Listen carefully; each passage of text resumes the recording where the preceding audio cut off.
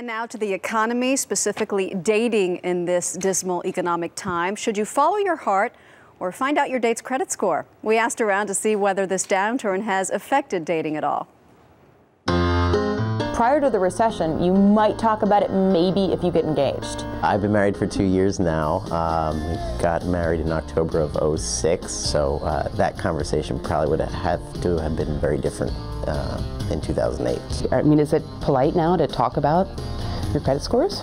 I think so, but yeah, I guess when I was in high school, mine's 2. Right now, my boyfriend's in between jobs. We're very open, but there are some areas that we don't have fun talking about.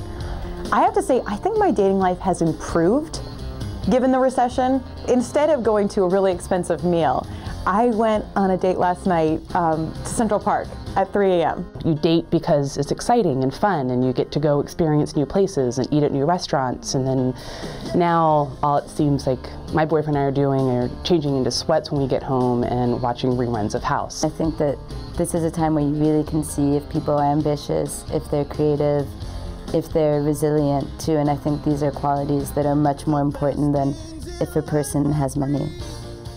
Like that. Joining us now, Brent Kessel, author of It's Not About the Money, a financial game plan for staying safe, sane, and calm in any economy. And Dr. Christine Whelan, author of Marry Smart, The Intelligent Woman's Guide to Finding True Love. Good morning to you both. Good morning. Good morning. So when do you think we should have the money conversation, and what should that conversation include, Christine?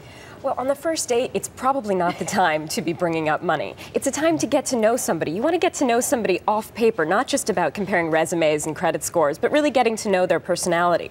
Of course, if you've just been laid off, this is going to be topic A, so you've really got to tread carefully in those early interactions. What do you say, Brent?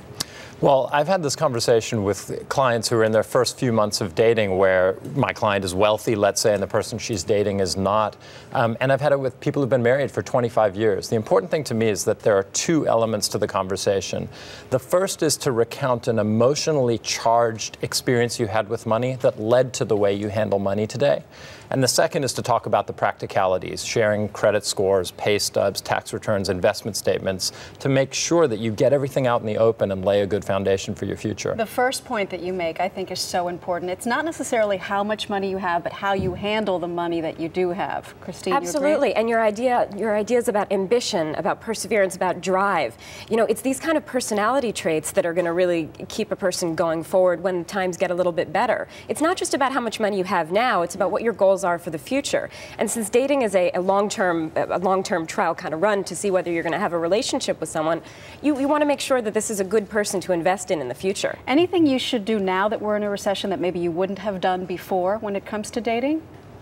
Well, the key thing in a recession is when people get stressed and anxious about money, they tend to stick to their old tried and true habits intensely. So if I'm into retail therapy, I'm probably going to do even more of that.